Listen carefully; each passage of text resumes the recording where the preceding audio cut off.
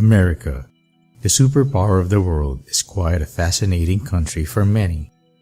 The cultural and ethnic diversity that it has is worth appreciation. It just doesn't make sense that how this country carries so much diversity, how so many people did even started to live together when they had such different backgrounds in the first place. If you have all these questions in your mind, then this is just meant for you. You will get all your answers here.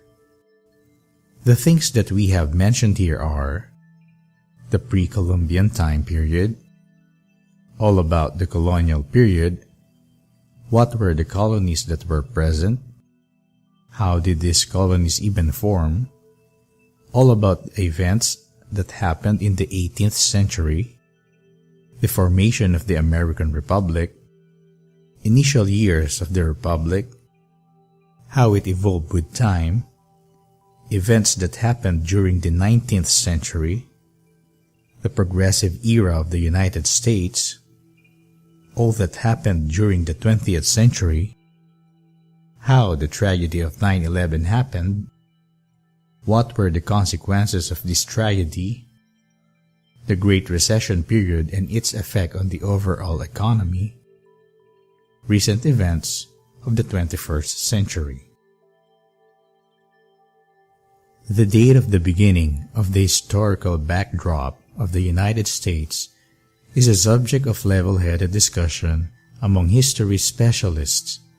The more seasoned reading material begins with the entry of Christopher Columbus in August 3, 1492, and accentuates the European foundation, or they begin around 1600 and stress the American wilderness. In late decades, American schools and colleges ordinarily have moved back so as to incorporate more on the pioneer time frame and a great deal more on the ancient times of the native people. Indigenous individuals lived in what is currently the United States for a huge number of years before European pilgrims started to arrive, for the most part from England after 1600. The Spanish had little settlements in Florida and the Southwest, and the French along the Mississippi River and the Gulf Coast. By the 1770s, 13 British provinces contained over 2 million individuals along the Atlantic Drift east of the Appalachian Mountains. In the 1760s, the British government forced a progression of the new expanses while dismissing the American contention that any new assessments must be affirmed by the general population. This and much more is what we are going to discuss. The pre-Columbian period. Usually, whenever we talk about America or its history, we always start off with Columbus, but there was a really important time period that came even before Columbus's arrival. We always forget to mention that time period, even though it is really important. Here, I am going to take you to the very beginning where it all started. The diversity and its origin. The United States with its diversity is a place that we aren't really sure of when it comes to its origins. We don't really know how and when the so-called Native Americans started pouring in, and how they started inhabiting the present-day United States. There are many theories regarding this particular subject, but the one that makes the most sense says that during the Ice Age, people migrated across the bridge known as Beringia from Eurasia. This bridge was actually a connection between Siberia and Alaska. When people moved toward these areas, they started spreading towards the south, and some of them went as far as the Antarctic Peninsula. If we talk about the time when this happened, then according to an approximation, this happened around 30,000 years ago. This movement kept going on at least 10,000 years ago. These people, who were the first ones to inhabit the land, were known as Paleo-Americans. This limited number of people soon divided into a large number of smaller tribes and nations that were really different from each other culture-wise. This is what gave rise to the diversity of the initial time. All the subdivisions had already taken place in the pre-Columbian era before Europe started being so influential on America. The irony here is that the name itself means the era before Columbus landed on the place, but we talk about everything including how America had such a diverse culture from the very start due to the people who inhabited the area. This could have happened many years after Columbus's initial landing in the area, but we still refer to it as the pre-Columbian era because this was before he had any influence in the area. Major cultures that existed. It is important to mention the major cultures that existed at that time. The first prominent among those is the Adena culture that existed from around 100 BC to 200 BC. Next, the Coles Creek culture was also an important culture that existed during that time. Hohokam, Puebloan, and Mississippian cultures are also among the most prominent names of that time. Lastly, Iroquois culture was another important name that became a part of the history. These were some important details that you ought to know regarding the pre-Columbian time. Next, we are going to explore the history of the United States in more detail and with a sequence. The Colonial Period. English had been exploring America, and they finally established their first settlement in 1607. There was a lot of exchange that took place between the two different geographical regions. They bought cattle, hogs, and horses to America, and in return, they took beans, tobacco, potatoes, etc. with them. It wasn't just the good things that they got from America. Many of them died as well because they caught so many lethal new diseases by getting exposed to America. Those diseases had an even worse effect on the Native Americans, and many of their societies were uprooted altogether because they had absolutely no immunity against these diseases. British colonization. In the 17th century, the British colonies were settled in the eastern seacoast along with some Swedes and Dutch people. At that time, there was an intense shortage of labor, and hence, most of the people that came as immigrants from the Europe, they came as servants. First colony. In 1607, the first English colony was established in Virginia, known as Jamestown. For decades, nothing much happened in Jamestown until the late 17th century, when more people arrived in the area and they started commercial agriculture that was based on tobacco. Approximately 50,000 British convicts were sent to American colonies between the Revolution and the late 1610s. A lot of these settlers were even killed by Native Americans during the Powhatan conflict in 1622. The colonies that were established in the present-day New York, New Jersey, Pennsylvania, and Delaware had great diversity in them culturally. As I mentioned already, this was the period when a lot of English people were trying to settle in these colonies, and among these settlements was the province of Carolina with Georgia colony. The colonies were really diverse religiously and in many other aspects as well. After the Great Awakening, people led by the preachers became really religious and developed an intense love for God. A lot of the preachers focused on the abolishment of slavery and focused on religious freedom. There were 13 American colonies in general, and all of them had their own governmental structure. Primarily, the system was that a governor was appointed who was from London. The governor was responsible for executive administration. A local legislature was formed that was responsible for making the laws and for taxes, etc. The conditions were really good by the 18th century, and the American colonies were rapidly increasing in their size because food and land supply was in excess now and the death rate had become really low.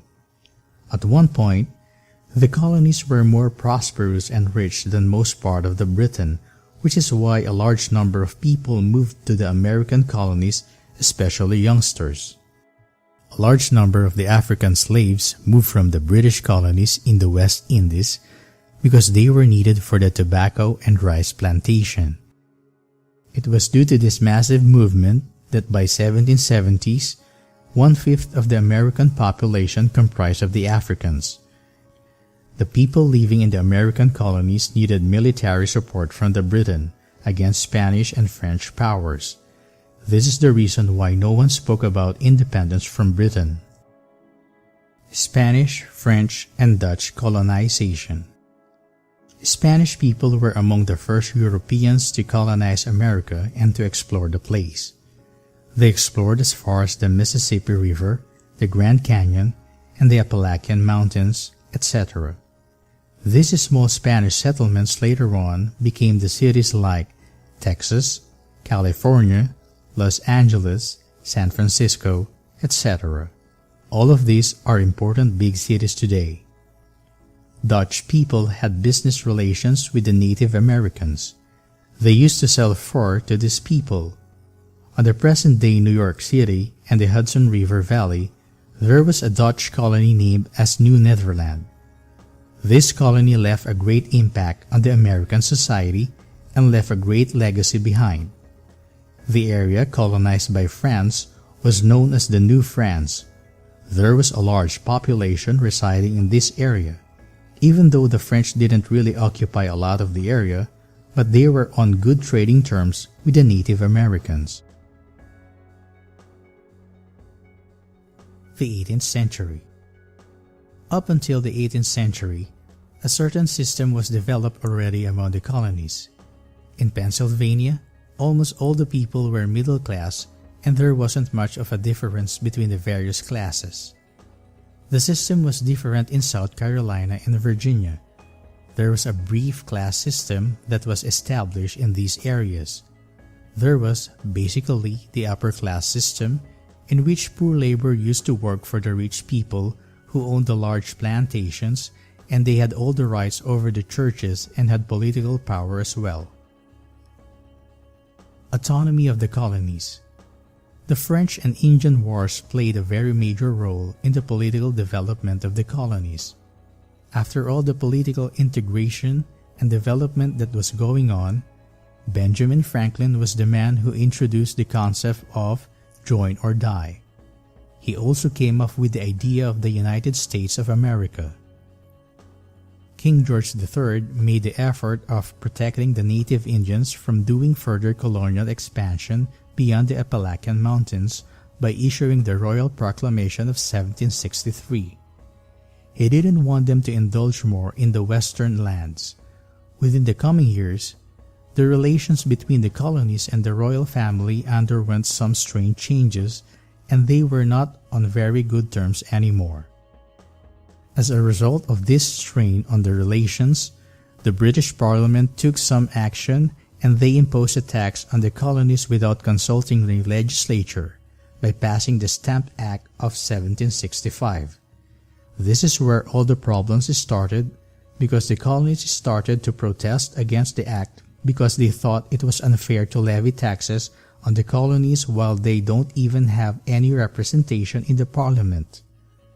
They started protesting with the tagline, "No taxation without representation." Boston Tea Party. Tea was one of the main things that these colonies relied upon. In 1773, the activists started directly protesting against the tax that was levied upon tea, and so they arranged the Boston Tea Party. This was their way of showing their disagreement to the act. The Parliament obviously had to take some action, and so what they did was that they stripped Massachusetts of its right of self-government and put it under the direct control of the army. This was the Parliament's way of teaching a lesson to the colonies, but it didn't go down well with all the 13 colonies. They showed a great amount of resistance against it, and an outrage started off. Continental Congress. Leaders from all the 13 colonies gathered to form a Continental Congress, which was basically the medium to communicate with the king. They decided to boycott all forms of trade with Britain, and then they made a list of the rights that they thought should be given to them and a list of the things that they disagreed with. The list was presented to the king, hoping that he will redress the issues, but the royal family didn't pay any heed to this matter. It was after this that the Second Continental Congress was convened. The point here was to organize the defense of the colonies against the British Army.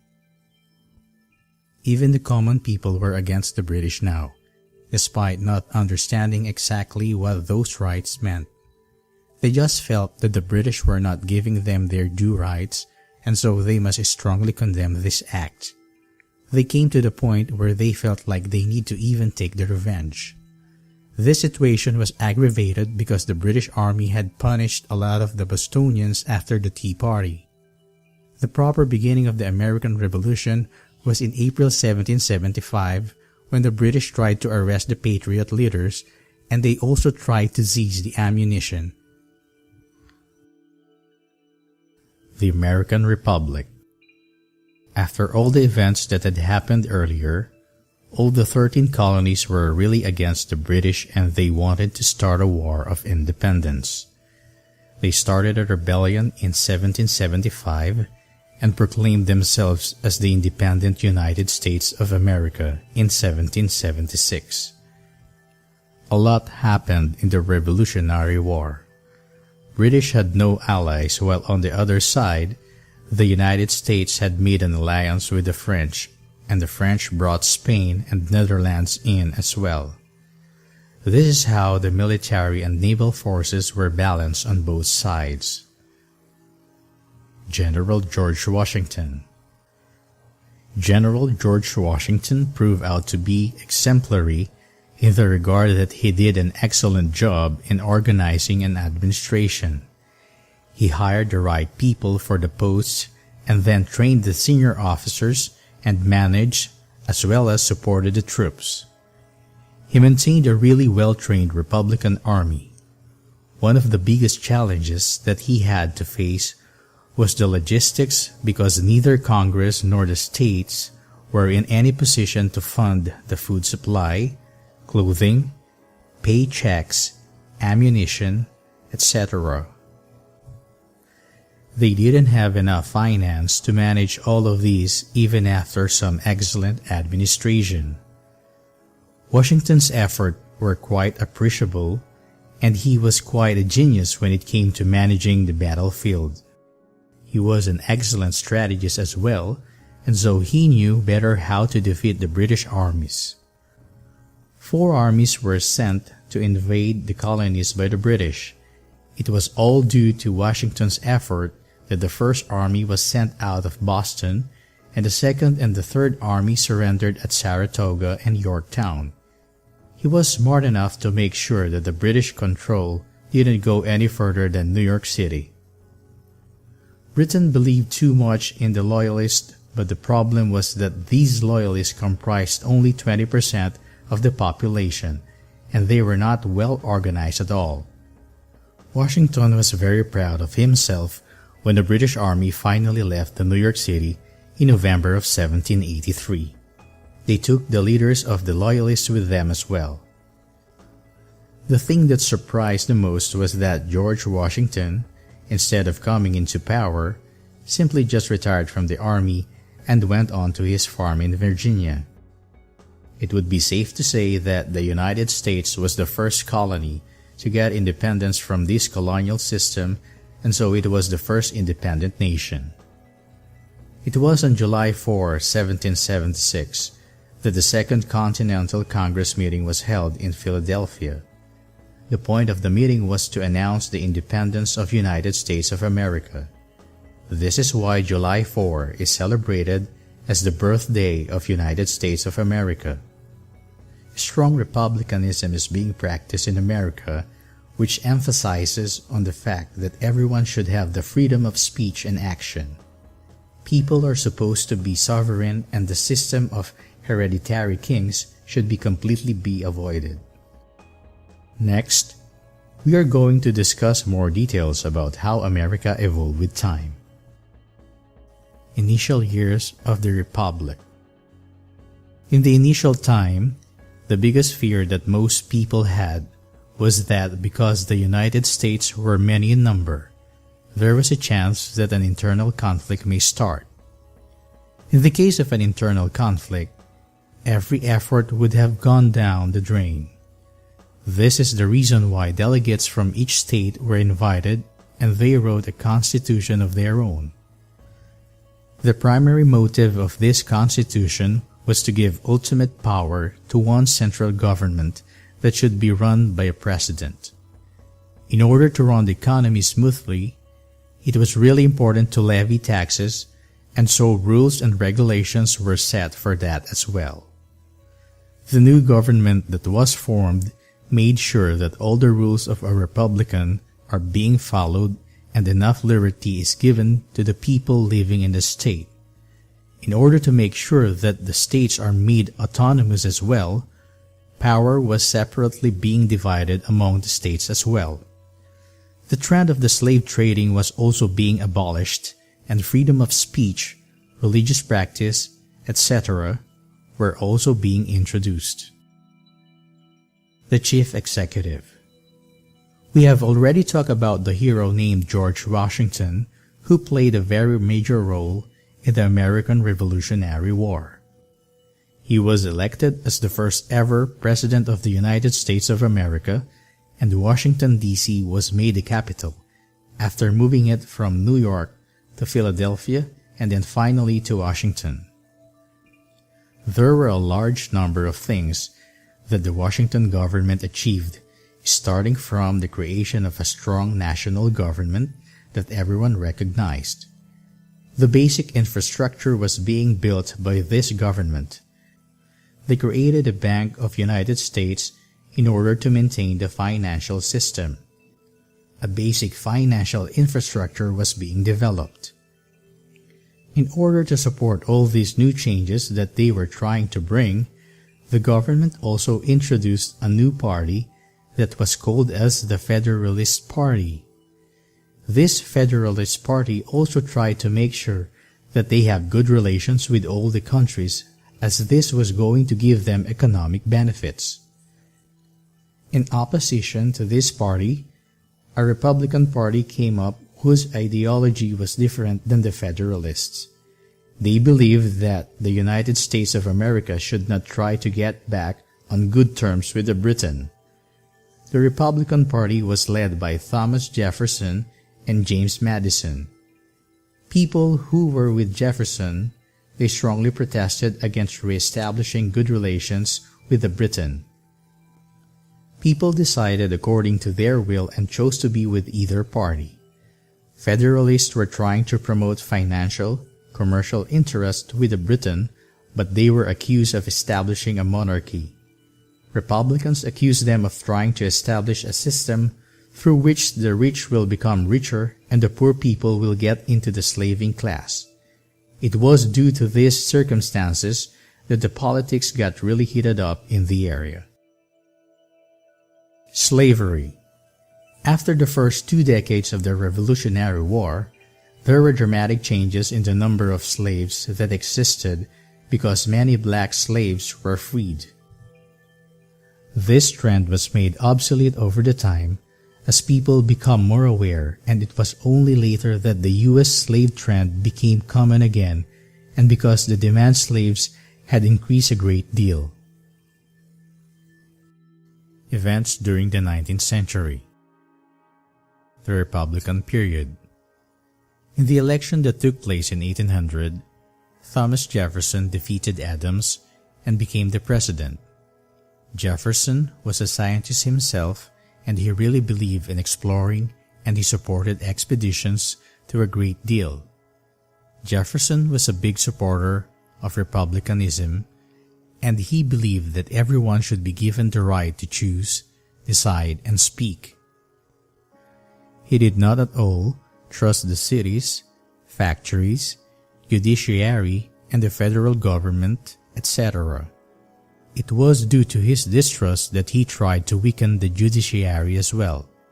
Finally, he found the right person in the form of John Marshall, who was a Federalist from Virginia. It was Marshall, the Chief Justice, who specified the functions of the Supreme Court that were really vague until he defined them. War that took place in 1812. The Americans were really angry at the British due to their violation of the American ships' neutral rights to hurt France. Britain also supported the hostile Indians attacking the American people in the Midwest, which made them even angrier. Precisely, even though the Federalists were highly against it, the Congress declared a war on June 18, 1812. The Federalists were highly against disrupting the trade with Britain. The war didn't bring many benefits to both sides because the soldiers were really frustrated and they didn't want to leave their homes to fight. This led to really bad consequences for the American commerce, and the treasury became bankrupt as well. The British people raided and burnt Washington. After a while, both sides got tired of fighting, and so they came to an agreement of peace.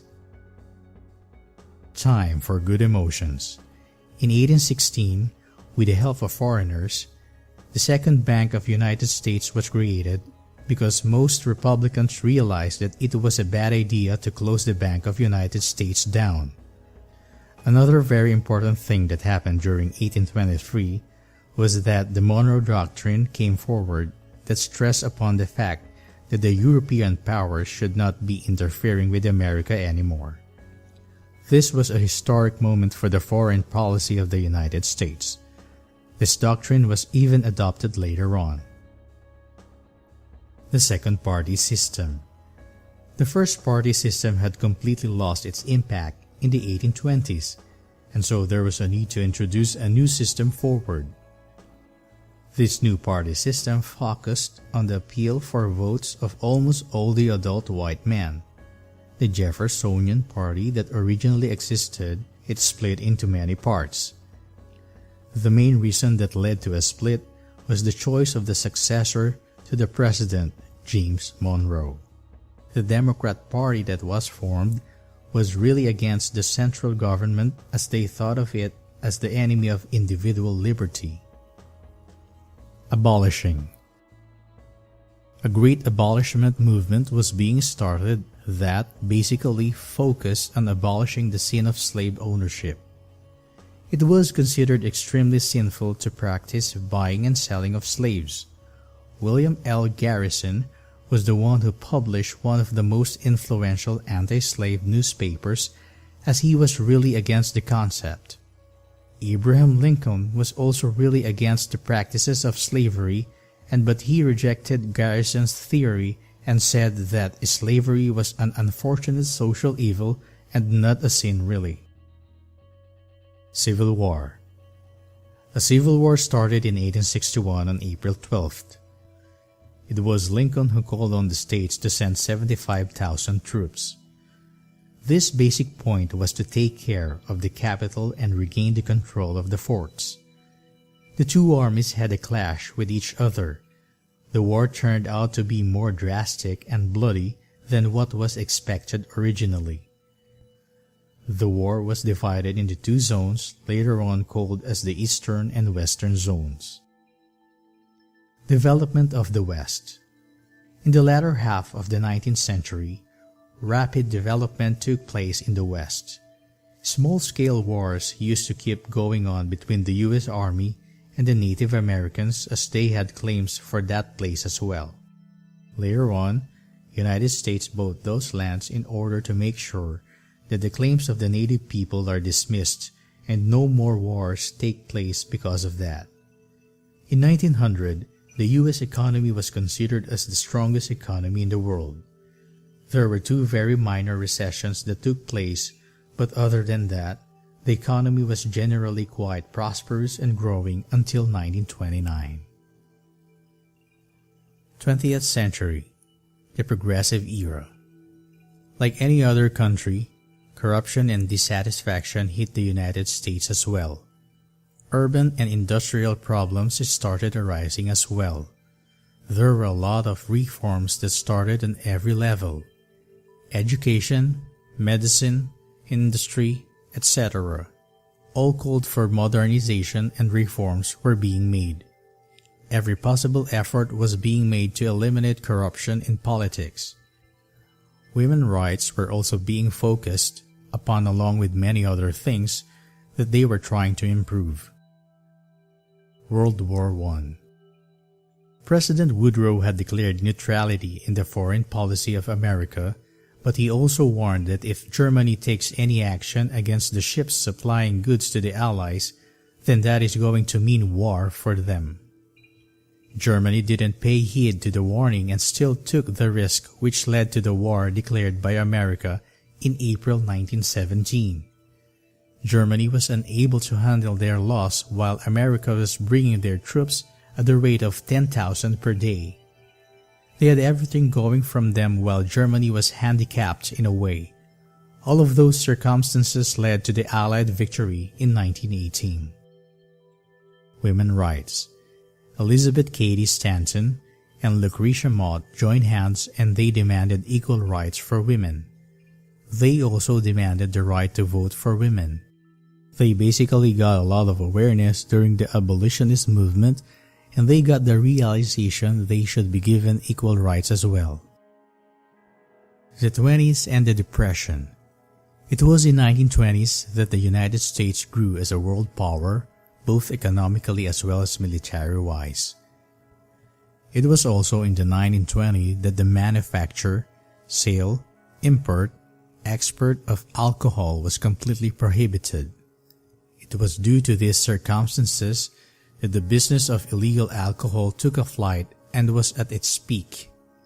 Immigration laws were also changed, and they tried to make sure that no more new people come to the United States.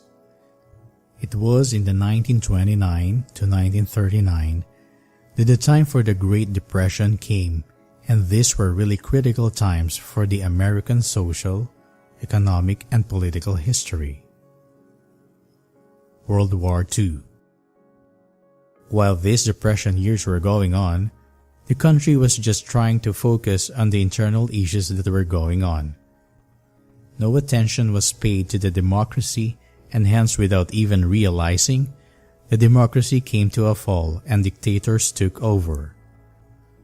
This happened all over the world, and the democracy declined to lead to dictatorship in many countries.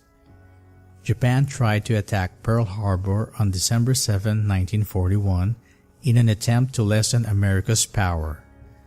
During the World War II, the American GDP rose a great deal because they were exporting all sorts of things to the Allies, and this export helped their economy a great deal. The nuclear weapons were never brought into use after 1945. The tragedy of 9/11.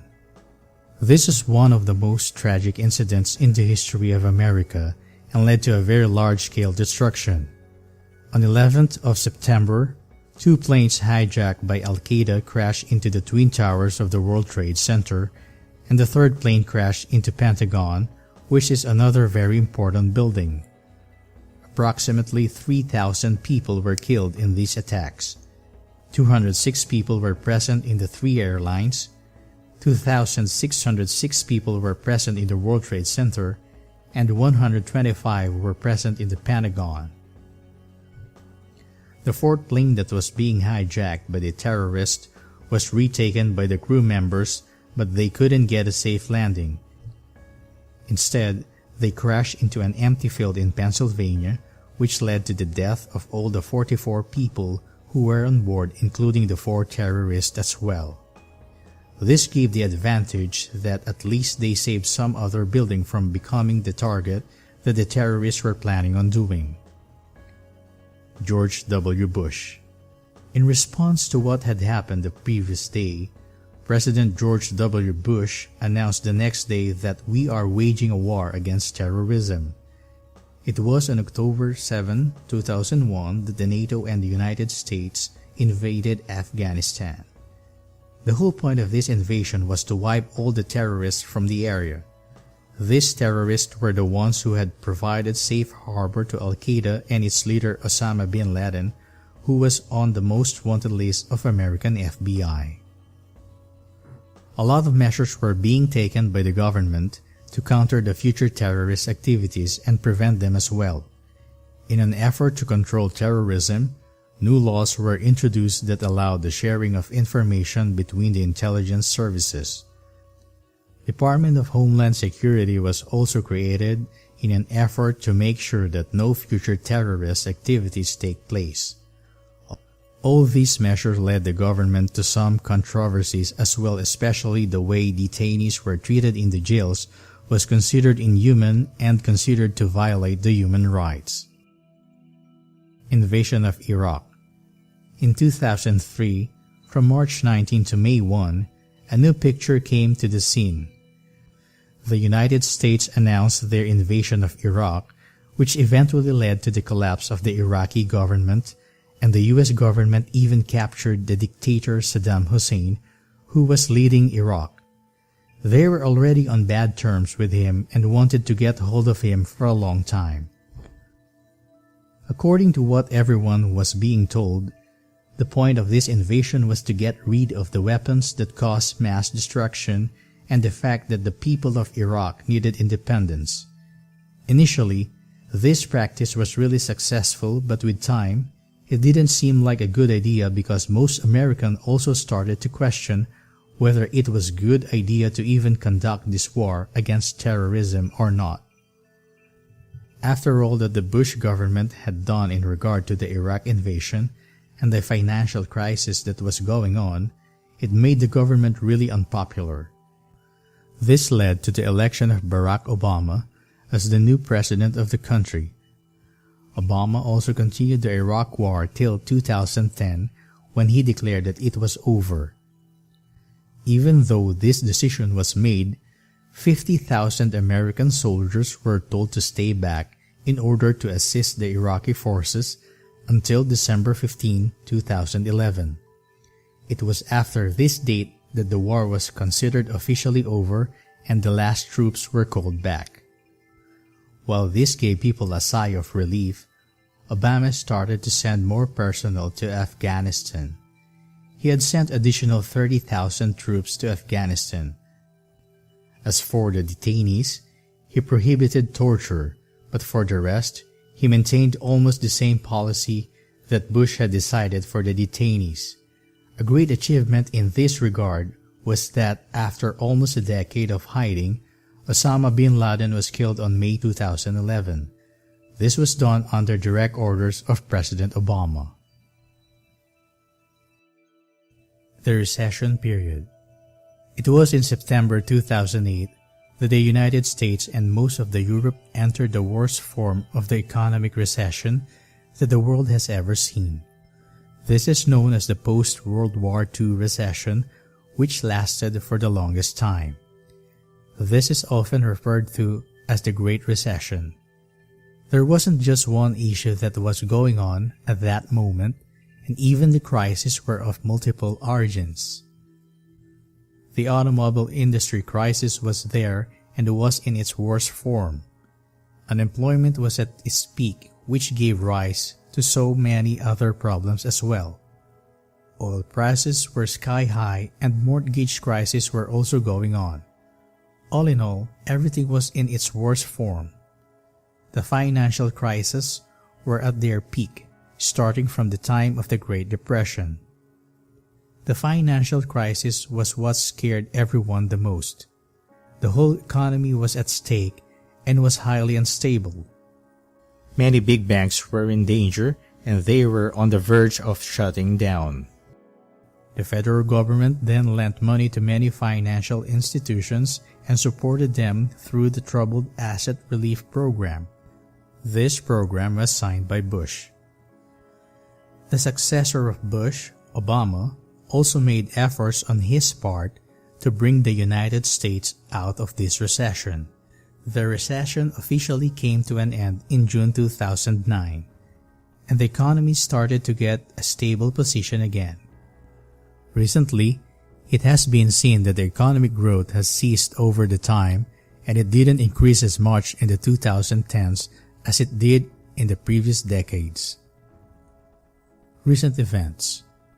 Recently, in the 2010s, it has been seen that there are two new political movements that were gaining fame over the time.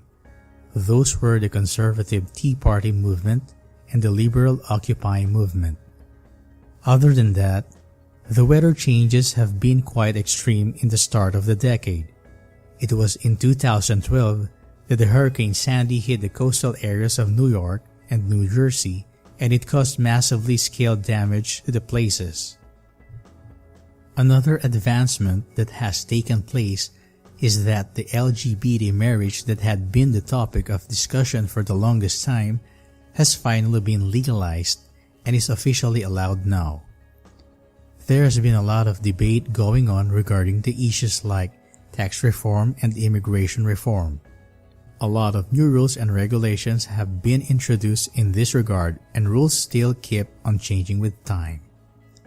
A lot of discussions have been going on regarding the U.S. foreign policy in the Middle East, as it is linked a lot with the terrorism all over the world.